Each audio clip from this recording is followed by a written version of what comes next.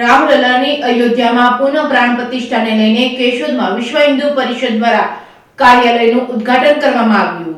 રામલલ્લાની અયોધ્યામાં પુનઃ પ્રાણ પ્રતિષ્ઠાને લઈને કેશોદમાં વિશ્વ હિન્દુ પરિષદ દ્વારા કાર્યાલયનું ઉદ્ઘાટન કરવામાં આવ્યું હતું। 22 જાન્યુઆરી 2024ના રોજ ભગવાન રામની પુનઃ પ્રાણ પ્રતિષ્ઠા થવા જઈ રહી છે।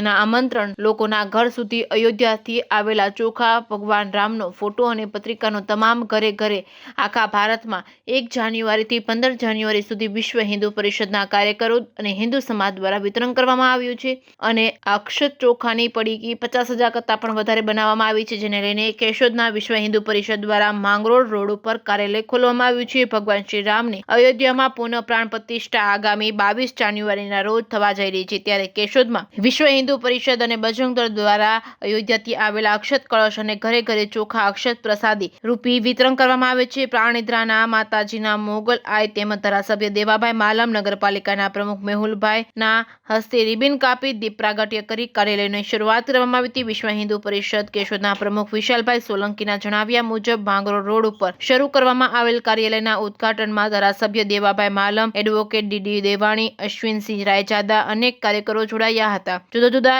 એનજીઓ ને પડીકીઓ બનાવવાની જવાબદારી સોંપવામાં આવી છે।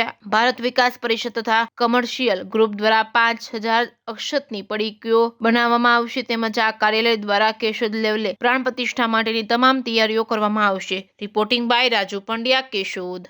સોલંકી, વિશ્વ હિન્દુ પરિષદ પ્રમુખ, કેશોદ। આજ રોજ કેશોદની અંદર શ્રી રામ જન્મભૂમિ તીર્થ ક્ષેત્ર અયોધ્યા સંપર્ક અભિયાન અંતર્ગત વિશ્વ હિન્દુ પરિષદ બજરંગ દળ દ્વારા એક ભવ્યથી ભવ્ય કાર્યાલયનું ભવ્યથી ભવ્ય રીતે ઓપનિંગ શુભારંભ કરવામાં આવેલો છે। આ શુભારંભની અંદર તમામ હિન્દુ સમાજના આગેવાનો, તમામ હિન્દુ સમાજની એનજીઓ, સંઘની તમામ એનજીઓ, તમામ રાજકીય આગેવાનો, સામાજિક આગેવાનો તમામ ઉપસ્થિત રહ્યા અને પરમ પૂજ્ય આઈબેલી પાણીદ્રા મોગલધામના આઈમાના વરદ હસ્તે આ વિશ્વ હિન્દુ પરિષદની કાર્યાલયનો શુભારંભ કરવામાં આવેલો હતો। તે બદલ અમે આઈમાનો પણ ખૂબ આભાર માનીએ છીએ અને આઈ મોગલમાના વરદ હસ્તે તમામને અક્ષત વિતરણ કરવામાં આવ્યું।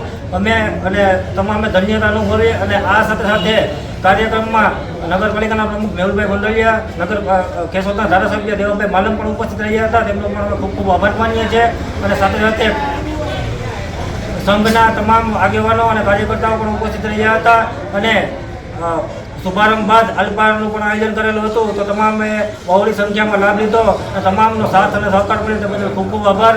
આ અભિયાન 1 જાન્યુઆરીથી 15 જાન્યુઆરી સુધી હાલવાનું છે અને 22 જાન્યુઆરીએ કેશોદની અંદર અયોધ્યા બને એનું પૂર્વ તૈયારીના રૂપે આ કાર્યાલયનું શુભારંભ કરેલો છે। તો તમામ સંપર્ક અને તમામ આયોજન, તમામ બેઠકો આ કાર્યાલયમાં રહેશે એવી અપેક્ષા રાખીએ છીએ। જય શ્રી રામ।